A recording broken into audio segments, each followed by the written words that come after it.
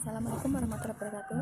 Dalam video ini saya akan menjelaskan beberapa poin-poin yang saya dapatkan setelah saya melihat video tentang analisa kadar Fe di dalam sampel air sumur. Yang pertama yaitu tujuannya yaitu untuk menentukan kadar Fe dalam air sumur. Yang kedua yaitu teknik pengambilan sampel. Air sumur ini diambil dengan kedalaman 20 cm dari permukaan air. Lalu setelah kita mendapatkan air sumur, kita ukur suhunya dengan menggunakan termometer. Lalu kita masukkan sampel tersebut ke dalam botol sampel, lalu kita buang sepertiga isi dari botol tersebut. Yang selanjutnya yaitu alat yang digunakan dalam praktikum tersebut, diantaranya termometer, kuvet, spektrofotometer, pipet ukur, pipet volume, pipet tetes, Erlenmeyer, lab ukur, hot plate, dan labu ukur. Yang kedua yaitu bahan yang digunakan dalam praktikum tersebut. Yang pertama yaitu H2SO4 pekat, HCl pekat, Aquades, KMNO4 0,1 N, lalu NH4CNS 10%, lalu FeNH4 2 kali 6H2O. Langkah selanjutnya yaitu rumus pembuatan reagen. Yang pertama yaitu KMNO4 0,1 N. Kita bisa menggunakan rumus seperti ini.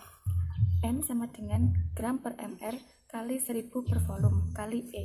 Lalu kita masukkan N-nya 0,1 sama dengan gramnya ini yang ditanyakan per 158 kali 1000 per 1000 kali 5. Lalu kita dapatkan hasil 3,16 gram. Seperti ini. Ini rumus yang kita gunakan dalam pembuatan reagen. Lalu kita menimbang 3,16 gram lalu kita larutkan di dalam Aquades sebanyak 1000 ml.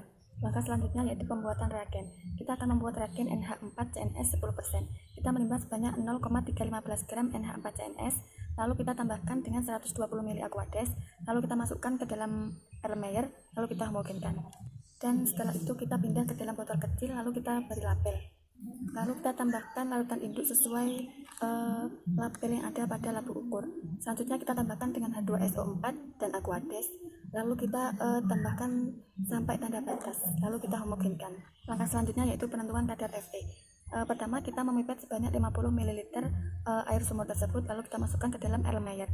Lalu kita panaskan dan didihkan dengan hot plate hingga volume larutan berubah menjadi 15 sampai 20 ml. Lalu kita masukkan ke dalam water bath, dan setelah dingin kita memindahkan air sumur tersebut ke dalam labu ukur, lalu kita tambahkan dengan 1 ml NH4CNS 10% dan kita tambahkan Aquades ke dalam labu ukur sampai tanda batas. Lalu kita baca dengan panjang gelombang 510 nanometer. Langkah selanjutnya yaitu membuat kurva dengan Microsoft Excel.